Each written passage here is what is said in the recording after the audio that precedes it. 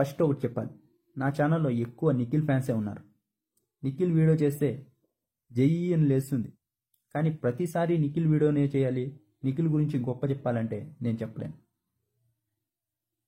గౌతమ్ది తప్పుంటే తప్పనే చెప్తా, బాగా ఆడితే బాగా ఆడాడనే చెప్తా. గౌతమ్ని తొక్కలేను. నాకు ఇద్దరు ఒకటే. ఎవరు బాగా ఆడితే బాగా ఆడారని చెప్తా, బాగా ఆడలేదంటే ఆడలేదనే చెప్తా. ఒకరిని సపోర్ట్ చేసి ఒకరిని తొక్కను. నిన్నటి ఎపిసోడ్ మళ్ళీ ఇంకోసారి చూడండి. ఫస్ట్ పృథ్వీ లాగేటప్పుడు పృథ్వీ చెప్పి లాగాడు. పృథ్వీ కూడా అడిగాడు, నా లాగుతున్నావా అంటే ఊ అని చెప్పి. ఆ తర్వాత పృథ్వీ పైకి వెళ్ళాక లాగాడు. ఇంకోటి వచ్చేసి విష్ణుప్రియకైతే టైం ఇచ్చి మరీ లాగాడు. టేస్టీ తేజ రోహిణిదే కాదు, వీళ్ళది కూడా చూడండి. మనం చూసే దృష్టిని బట్టి ఉంటుంది. మనకి ఎవరన్నా నచ్చకపోతే వాళ్ళు ఏం చేసినా నచ్చదు.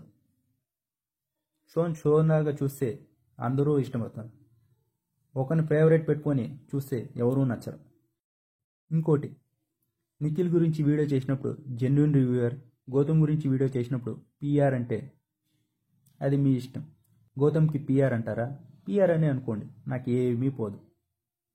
గౌతమ్కి ఇక నుంచి ఏమన్నా సపోర్టింగ్ వీడియోలు వస్తే పిఆర్ అంటే నేను పట్టించుకోను.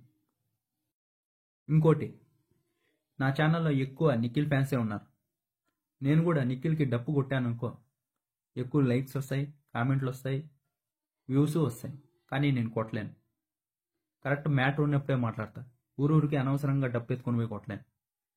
కొంతమంది నిబ్బారి వ్యూవర్కి చెప్తున్నా, ఇప్పుడు ఫేమ్లో ఉన్నాడు కదా అని ఓ అని డప్పు కొట్టి వేరే వాళ్ళని పిఆర్లు అంటే ఊరికే ఉండరు ఎవరు.